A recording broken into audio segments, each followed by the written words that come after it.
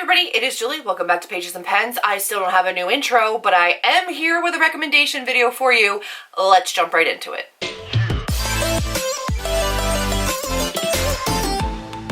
I am here with freshly touched up roots, so excuse the crazy amount of purple around the top of my head, but I wanted to come to you today with a recommendation video because I think it is well documented here on my channel that I am a big baby.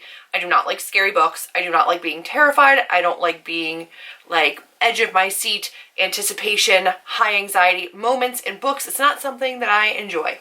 Just isn't. But there are some thriller horror books that I actually do enjoy, and I wanted to talk to you about them today. So these are my recommendations for thriller / horror. I honestly don't know the difference. Books that even people who don't like those kinds of books may enjoy. Now, please keep in mind, everybody's comfort level is different. These are books that I'm glad I pushed through and read, even though they have some darker, heavier, creepier kind of topics that kind of go into them. And if they are just too much for you, by all means, do not go ahead and read them. But if you're kind of on the edge and you're not really sure if you're able to handle them, these are ones that I was actually able to handle, which is rare. Now, I'm not including things like Saw Kill Girls, Strange Grace, The Lost Coast, The Wicked Deep, that do have a little bit of like a spooky, witchy, otherworldly vibe to them.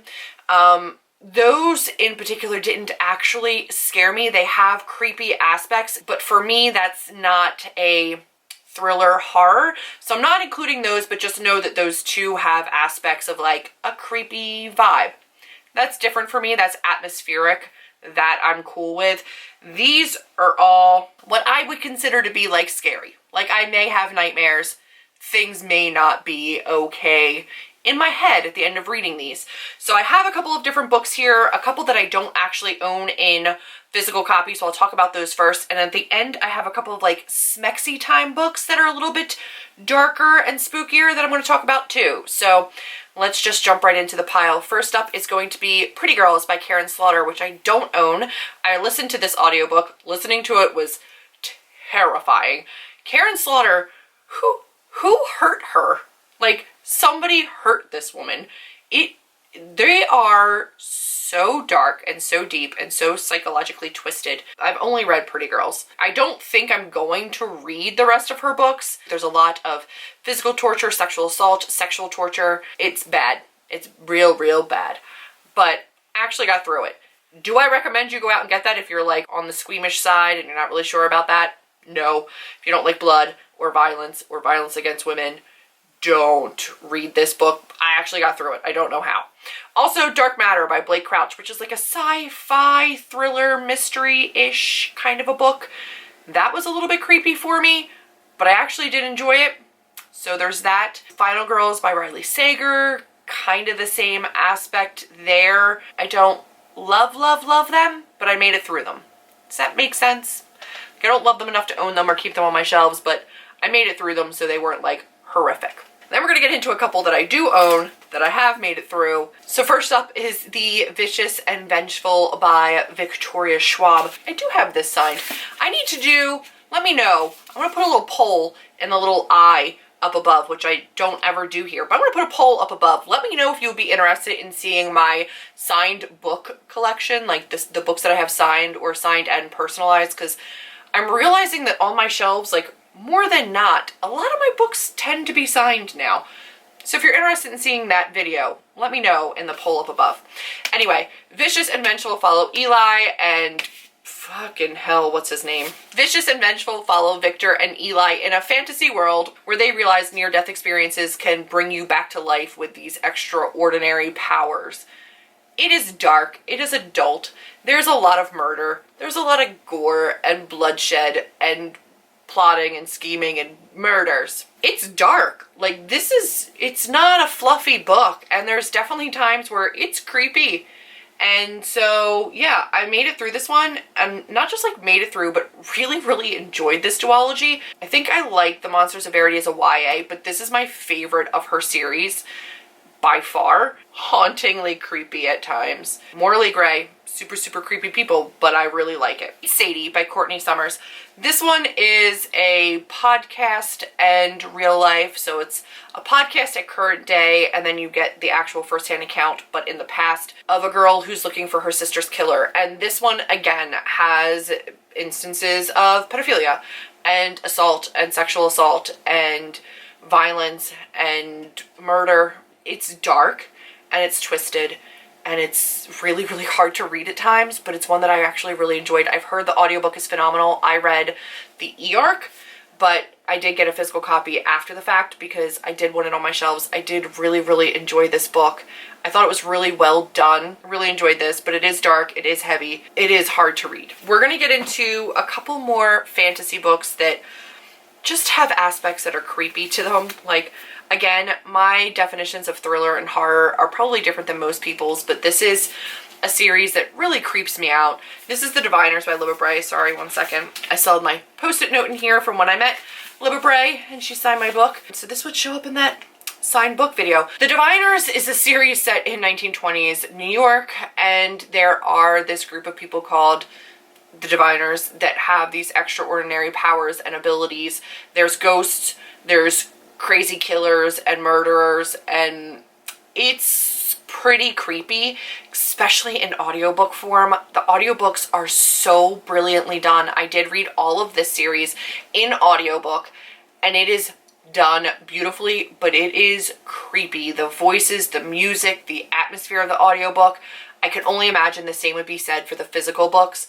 It is downright eerie, especially book 2, which is like in a dream world kind of a situation. Super creepy, didn't want to sleep, but I still really, really love them.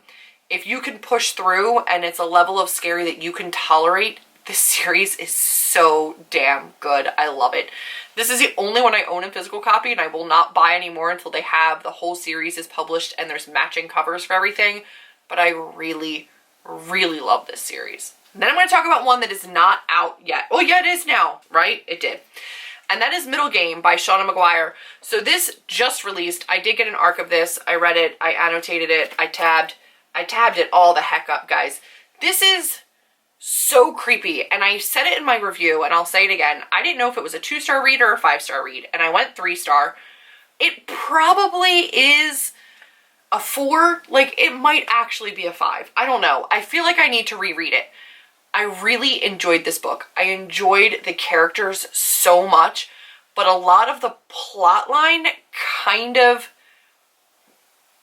certain aspect of the plot line kind of lost me. People are created in this world, so there was these twins that were created to embody a doctrine that would allow them, if they actualized this doctrine that was embedded in their DNA, if they actualized it, they could then create new realities within the world.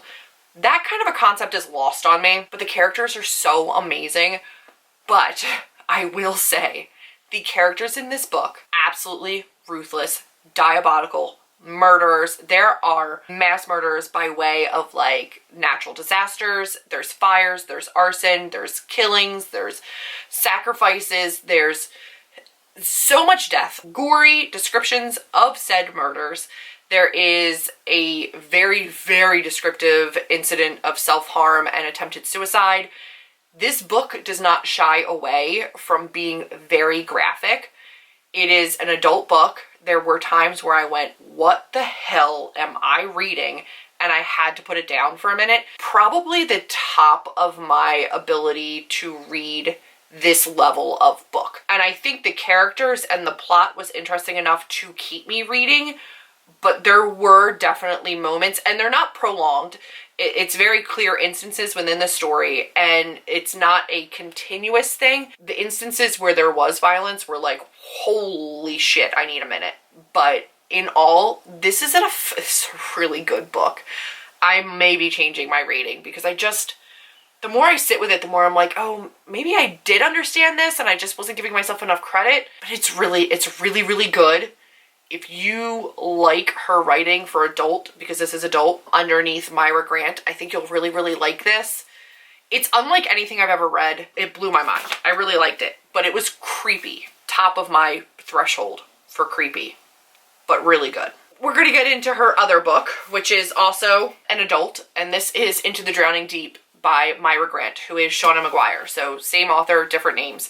This is an adult novel. This one follows marine biologists as they go out into the Marianas Trench, the deepest part of the ocean, and they look for mermaids.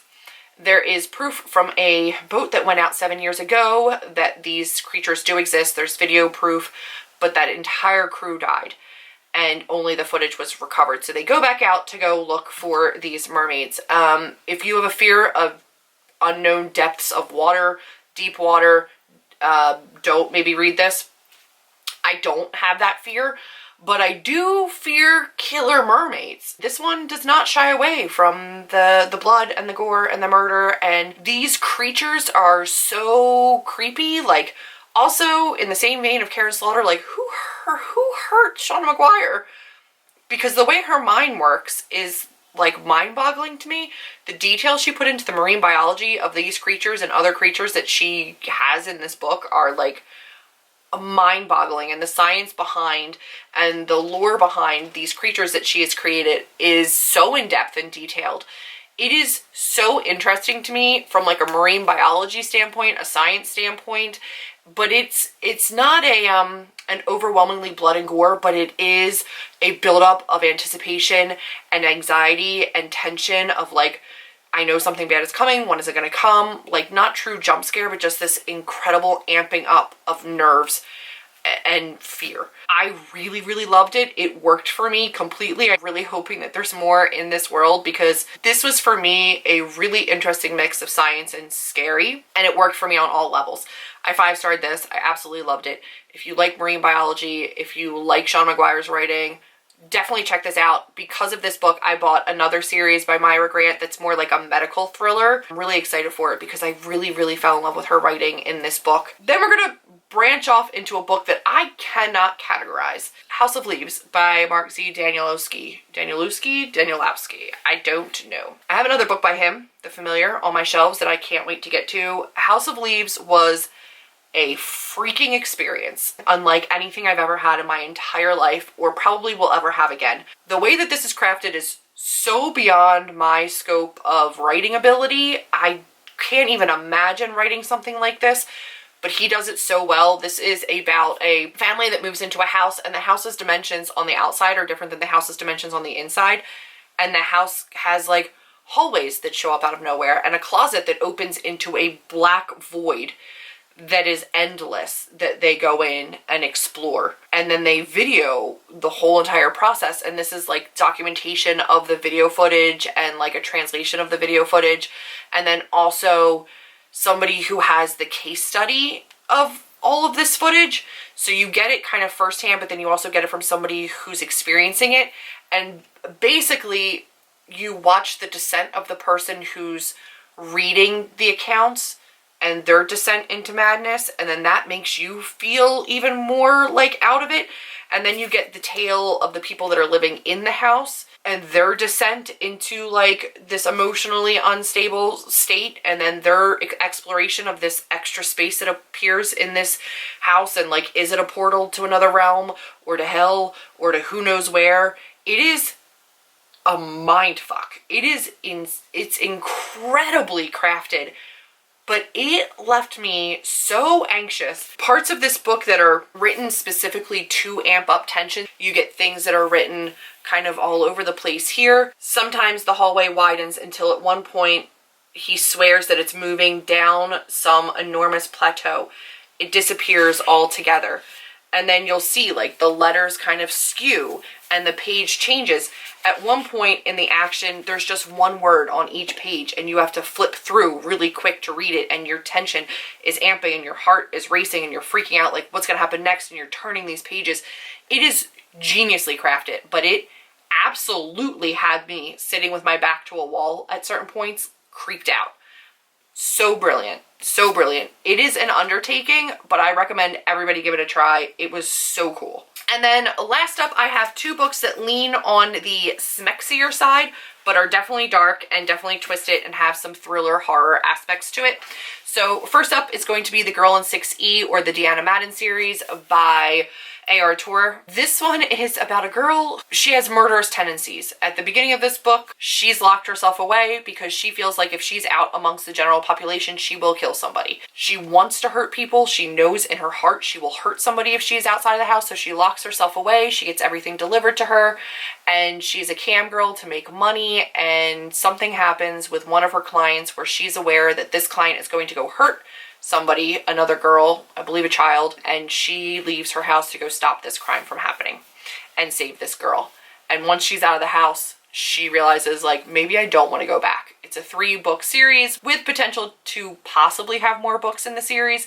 I really, really enjoyed it. There's some really cool characters in this series. It is definitely creepy. It's definitely got an air of horror to it and thriller to it, but also some sexy time. So if you want that, like, walking a line between the two to kind of balance out the scary, this is probably a good one for you. And then lastly will be S.L. Jennings' Born Sinner series. This is the 7 Sinners series. This is straight up sexy time. So this one has some seriously like erotic scenes, but a lot of the erotic scenes also merge with horror. This is about angels, demons, not really angels and demons, but it's about like fallen angels and Satan, a girl with the potential to make things that she thinks happen, and she's being wooed by Satan. So he's able to project thoughts and feelings and erotic feelings. There's some lines pushed here. Like, a lot of the sexy time also happens amongst blood and gore and bodies that are being killed. So yeah, this is bloody and gory and very graphic in both sex and violence, and sometimes the sex and violence merge. But if you're into that or you can handle that, this is actually a pretty good series. I read the whole thing. I only own the first one. The rest are on, I think I own on my Kindle or on my Nook through my Kindle app. This never got too scary for me, but it did get like borderline too twisted for me. So there's that. So if you're kind of on the edge about jumping into mysteries or thrillers and you're not sure if you can handle them, or you're going to be up all night with nightmares, these ones were ones that I was able to get through. A lot of these are 5 stars that I really, really enjoyed. I suggest you try to give them a go, and just don't push yourself too far. Know your limits. Look up some reviews, but if you think you can handle them, these are my suggestions for thrillers and horror stories for big babies like myself. I hope you guys have enjoyed it. If you have any recommendations for me along these lines, definitely leave it in a comment down below. That's going to be it for this one. If you liked it, be sure to give me a big thumbs up, click subscribe, and I will see all of you in my next video. Bye, guys.